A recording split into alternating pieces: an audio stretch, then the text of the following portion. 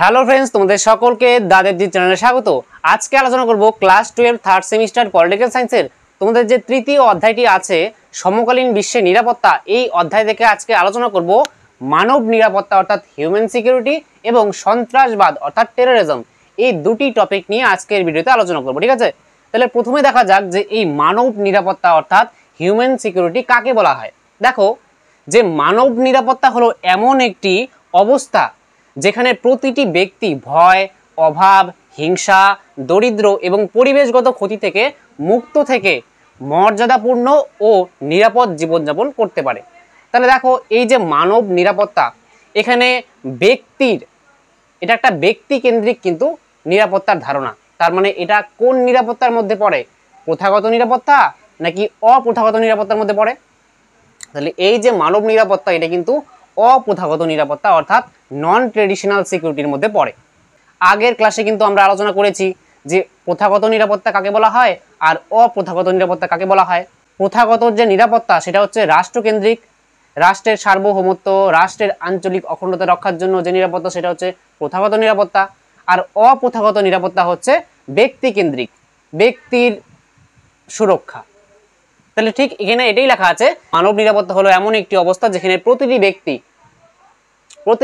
বিশ্বের প্রতিটি ব্যক্তি ভয় থেকে, কোনো অভাব থেকে, অভাব বলতে যেমন জল, খাদ্য, এইসব অভাব থেকে, তারপরে হিংসা, দরিদ্র, অনেক দেশের আর্থিক অবস্থা একদম খারাপ, যে তাদের যে মানুষদের যে দৈনন্দিন জীবনযাপন সেটা চলা খুব মুশকিল হয়ে ওঠে, তার কথা বলা হচ্ছে। তারপরে পরিবেশগত ক্ষতি, এর মধ্যে পড়ে হচ্ছে জলবায়ু পরিবর্তন, তার ফলে যে অসুবিধা আসে, বন্যা আসলো বা প্রাকৃতিক দুর্যোগ, তার কথা বলা হচ্ছে। তাহলে এই সব ক্ষতি থেকে মুক্ত থেকে মর্যাদাপূর্ণ ও নিরাপদ যে জীবনযাপন করা, সেটাই হচ্ছে মানব নিরাপত্তা। এটা একটু মনে রাখবে।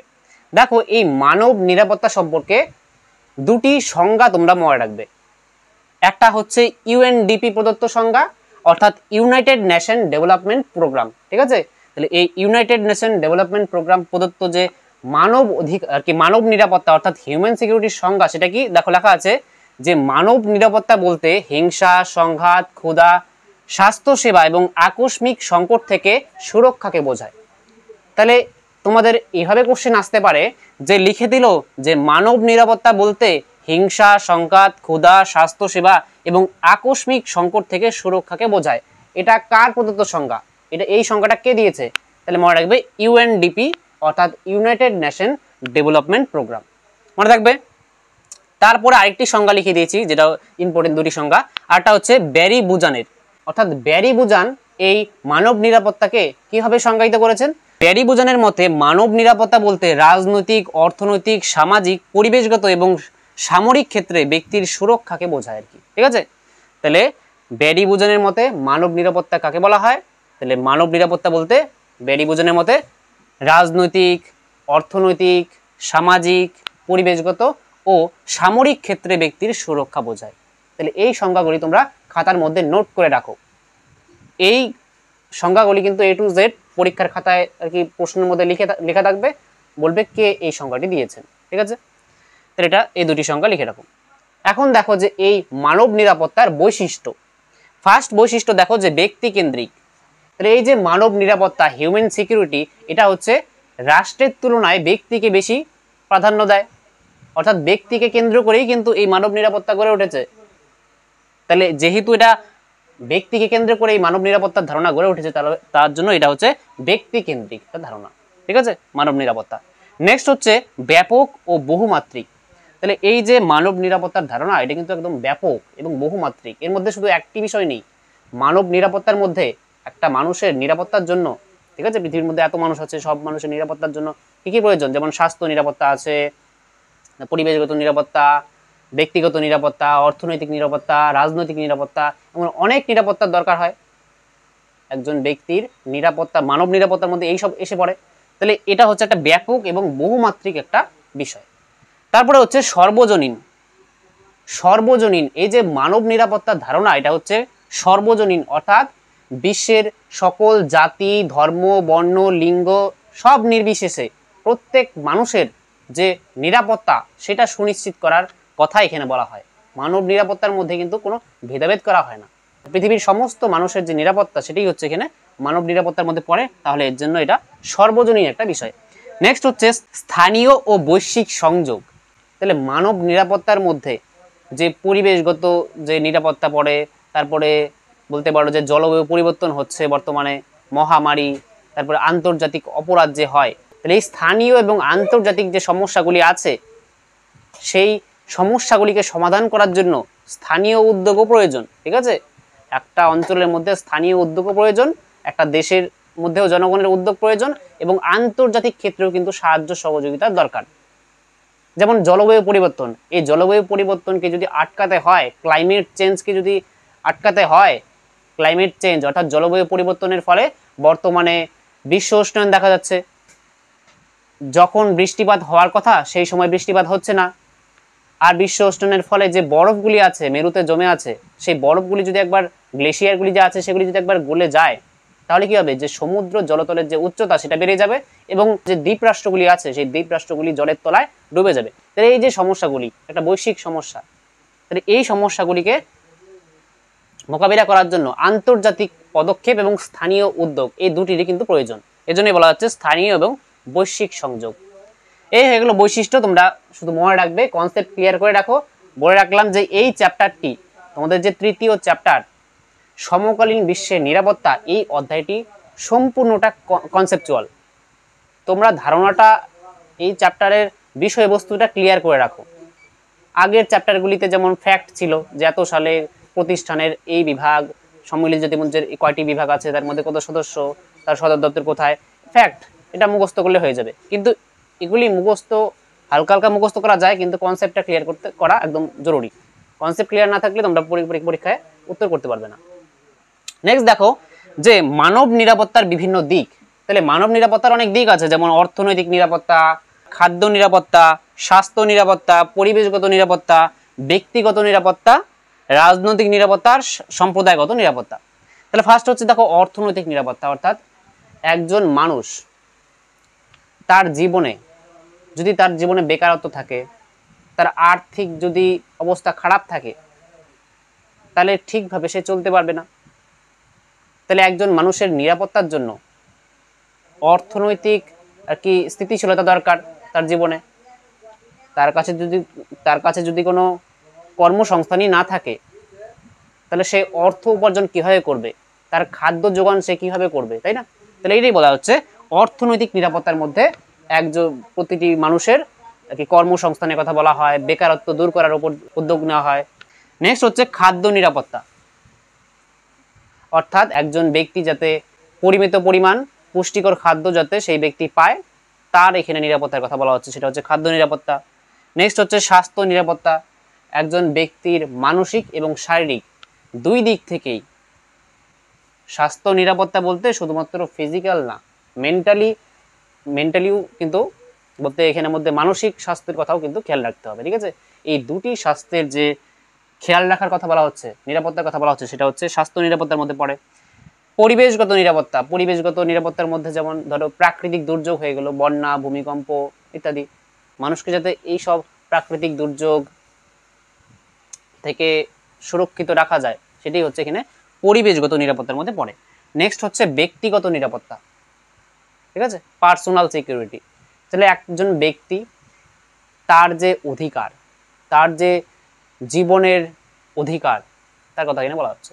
ঠিক আছে, নেক্সট হচ্ছে যে রাজনৈতিক নিরাপত্তা, অর্থাৎ পলিটিক্যাল সিকিউরিটি। একজন ব্যক্তি কিন্তু রাজনৈতিক নিরাপত্তা থাকা উচিত। রাজনৈতিক নিরাপত্তা বলতে একজন ব্যক্তি একটা রাষ্ট্রের মধ্যে থাকে, এখন পৃথিবীর মধ্যে যারা ব্যক্তি থাকে একটা রাষ্ট্রের মধ্যে নিশ্চিত থাকে, তাহলে সেই রাষ্ট্রের প্রত্যেকটা ব্যক্তি যেই রাষ্ট্রে থাকে সেই রাষ্ট্রের যে সরকার থাকে, সরকার কাকে বলা হয়, যে একটা রাষ্ট্রকে যে পরিচালিত করে, যারা পরিচালিত করে সেই আর কি লোকদের সমষ্টিকেই আমরা সরকার বলি, তাই না?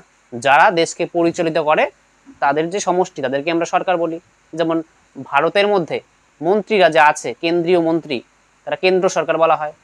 ঠিক আছে, তারা দেশকে চালাচ্ছে, তাহলে তাদেরকে আমরা ভোটের মাধ্যমে নির্বাচিত করি। তাহলে এই যে আমরা ভোটের মাধ্যমে নির্বাচিত করলাম, আমাদের যে ভোটাধিকার থাকলো, এটাই হচ্ছে আমাদের রাজনৈতিক অধিকার। ঠিক আছে, তাহলে এই রাজনৈতিক অধিকার তারপরে রাজনৈতিক ক্ষেত্রে আমাদের সাধারণ মানুষের অংশগ্রহণ, সেখানে যাতে আমরা নির্বাচনে দাঁড়াতে পারি, এমন নয় যে আমরা সাধারণ জনগণ নির্বাচনে দাঁড়াতে পারবো না, আমাদের ভোটাধিকার নেই, তাহলে কিন্তু আমাদের রাজনৈতিক অধিকার থাকলো না। তাহলে রাজনৈতিক অধিকার থাকতে হবে, সেটাকেই বলা হচ্ছে এখানে রাজনৈতিক নিরাপত্তা। একজন ব্যক্তির রাজনৈতিক নিরাপত্তা বলতে একজন ব্যক্তির ভোটদানের অধিকার, একজন ব্যক্তির রাজনৈতিক ক্ষেত্রে অংশগ্রহণের অধিকার, তার কথা বলা হচ্ছে। নেক্সট হচ্ছে সম্প্রদায়গত নিরাপত্তা। এখানের মধ্যে একজন ব্যক্তি না, এখানে ব্যক্তি গোষ্ঠী সবার নিরাপত্তার কথা এখানে বলা হচ্ছে। ঠিক আছে, তাহলে এগুলো সম্প্রদায়গত নিরাপত্তা। তাহলে কনসেপ্টটা তোমরা মনে রাখবে, তাহলে তোমরা এগুলি নোট করে রাখো। এতটুকুর মধ্যেই তোমাদের মানব নিরাপত্তা, হিউম্যান সিকিউরিটি সম্পর্কে আমি শর্টে বুঝিয়ে দিলাম। এবার আলোচনা করব সন্ত্রাসবাদ অর্থাৎ টেরোরিজম সম্পর্কে। ঠিক আছে, প্রথমে এখানে লিখে দিচ্ছি, তারপরে এক এক করে আলোচনা করছি।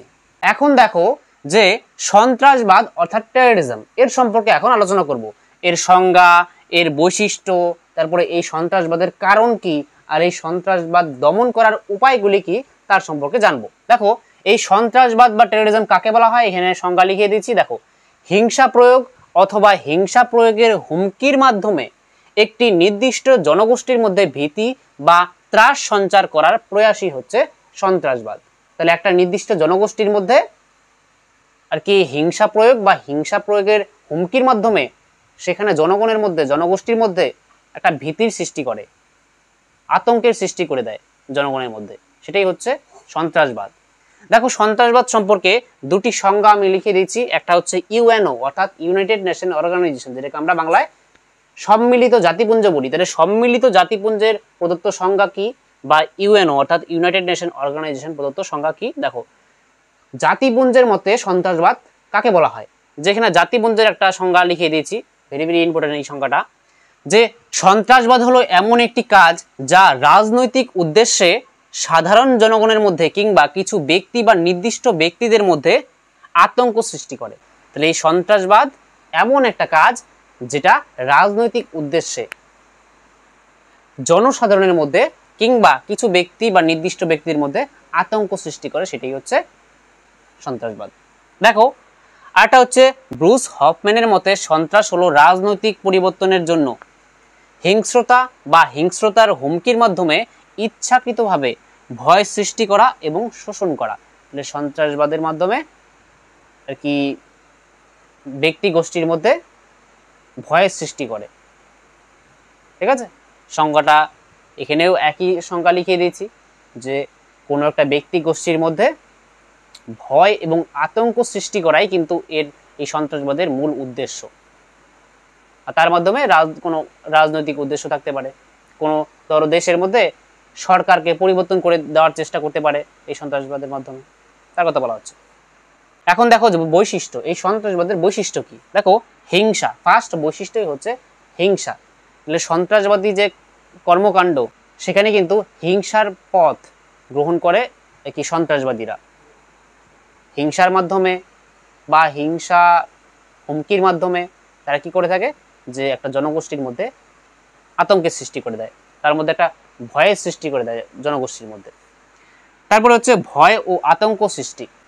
তাহলে সন্ত্রাসবাদী কর্মকাণ্ডের মধ্যে এই সন্ত্রাসবাদীরা চায় যে জনগণের মধ্যে ভয় কাজ করুক, তাদের মধ্যে একটা ভয় আতঙ্ক কাজ করুক। তাহলে সেটার জন্যই কিন্তু তারা কর্মকাণ্ড করে। ধরো কোথাও বিমানবন্দরে ব্লাস্ট হলো, বোমা ব্লাস্ট করলো, তারপরে তারা কি করলো, যে নিউজ চ্যানেলে তারা কোনো একটা ভিডিওর মাধ্যমে বলে দিল যে আমরা এই কাজটা করেছি। তারা সরাসরি গণমাধ্যমের দৃষ্টি আকর্ষণ করে, তাদের কথাবার্তা গণমাধ্যমের মাধ্যমে পৌঁছে দেয় যে আমরা এই কাজটা করেছি, আর কি জনগণের মধ্যে একটা ভয়ের সৃষ্টি করায়, যাতে জনগণ ভয়ে থাকে, আতঙ্কে থাকে, যে কোথাও যদি এমন হয়ে যায়। তাহলে এই যে কর্মকাণ্ডগুলি, এটা সন্ত্রাসবাদী কর্মকাণ্ড। নেক্সট হচ্ছে রাজনৈতিক, ধর্মীয় বা আদর্শগত উদ্দেশ্য থাকতে পারে। দেখো রাজনৈতিক উদ্দেশ্য থাকতে পারে সন্ত্রাসবাদীদের, ধর্মীয় বা আদর্শগত উদ্দেশ্য থাকতে পারে। একটা রাষ্ট্র আছে, একটা দেশ আছে, সেই দেশের মধ্যে সন্ত্রাসবাদীরা কি করতে চায়, যে রাজনৈতিক সেখানে সরকারকে পরিবর্তন করে দিতে চায়, যে সেই সরকারকে তাদের পছন্দ না। তাহলে সেই যে সন্ত্রাসবাদীদের কর্মকাণ্ড, সরকারকে চাপে ফেলার জন্য এমন কিছু কাজ করবে যাতে সরকার বা সেই জনগণরা ভয়ে থাকে, আতঙ্কে থাকে। ঠিক আছে, তাহলে এই রাজনৈতিক উদ্দেশ্য বা ধর্মীয় বা আদর্শগত উদ্দেশ্যের জন্য কিন্তু এটাও একটা কিন্তু বৈশিষ্ট্য সন্ত্রাসবাদের। নেক্সট হচ্ছে লক্ষ্যবস্তু সাধারণ মানুষ।